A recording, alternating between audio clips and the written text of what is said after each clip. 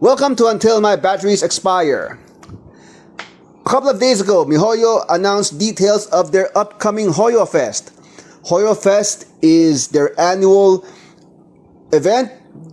Multiple countries across Southeast Asia participate in Hoyofest. So there's a Hoyofest in Thailand, a Hoyofest in Indonesia, a Hoyofest in Vietnam, etc. Hoyofest has been running in these markets across Southeast Asia for at least the last 5 years. It started as a dining experience where fans of the games go to a partner restaurant and eat MiHoYo themed meals. The event then became a free convention at the shopping mall.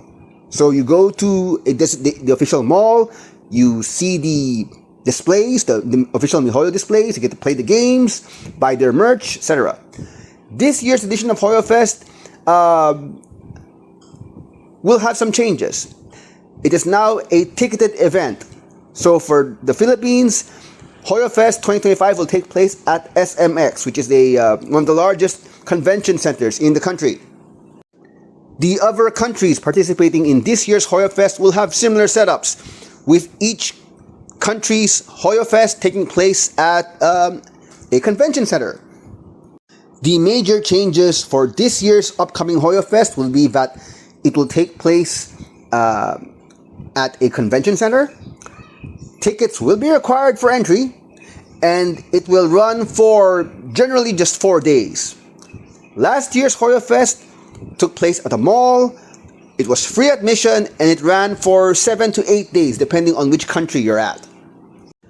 Since tickets will now be required for entry, the question becomes, what will MiHoYo do to make Hoyofest 2025 better than last year's Hoyofest?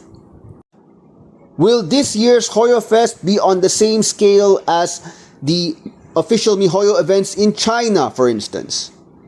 I mean, look, Hoyofest in Southeast Asia is MiHoYo's largest event for the region. However, in terms of scale, in terms of the sizzle, the substance, their events in their home country of China are just leagues ahead of what's happening, of what's been offered in Thailand, in the Philippines, in Malaysia, and other Southeast Asian markets.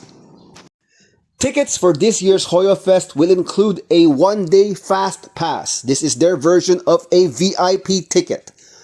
This ticket gives the user early access to the venue, priority access to the Hoyofest booths, and exclusive merchandise such as a lanyard and a stamp passport. The question then is, will the perks of this fast pass be worth it? Example, this exclusive merch a fast pass holder will be getting, will they make this merch exclusively only for fast pass holders, or will someone on a general admission ticket be able to buy this same exclusive merch for a separate fee at the event? Another question is whether all of the MiHoYo games will receive proper representation at this year's Hoyofest. Last year's event, which was again free admission, barely had any representation for games such as Tears of Themis and Honkai Impact. The fans of these games are concerned that this might be the case again for this year's Hoyofest. One can presume that MiHoYo and their partners across Southeast Asia will take the necessary steps, make the necessary investments to produce a massive, wonderful Hoyofest experience this year in order to justify selling tickets for what was previously a free event. This is my hope, that if you are going to Hoyofest, if you're going to buy a ticket for Hoyofest, that you will be rewarded with a really, really good time for purchasing access to that event. Note, there have been crappy official MiHoYo events.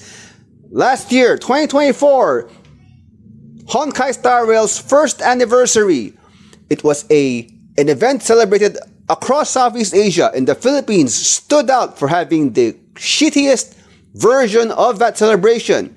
It was a no-budget event where literally staff from the official partner showed up at the announced venue and just gave away game codes, and that was it. Nothing else. There was no display. There was no program. There was no swag, no merchandise, nothing. It was just a couple of folks showing up at the assigned venue, and they just gave away game codes. That's the floor. That is the absolute floor for how bad an official MiHoYo event can get in the Philippines, at least. Granted, Hoyofest and an anniversary event for a specific video game are not exactly the same kind of thing. However, this year's Hoyofest will be compared to previous Hoyofests, so it's up to MiHoYo and their partners to see to it that this year's Hoyofest will be better than last year's Hoyofest. The ball is in their court. Are you going to Hoyofest this year? If you are, what are your expectations for the event, for this convention? Please do feel free to share your thoughts in the comments. Thank you for your time.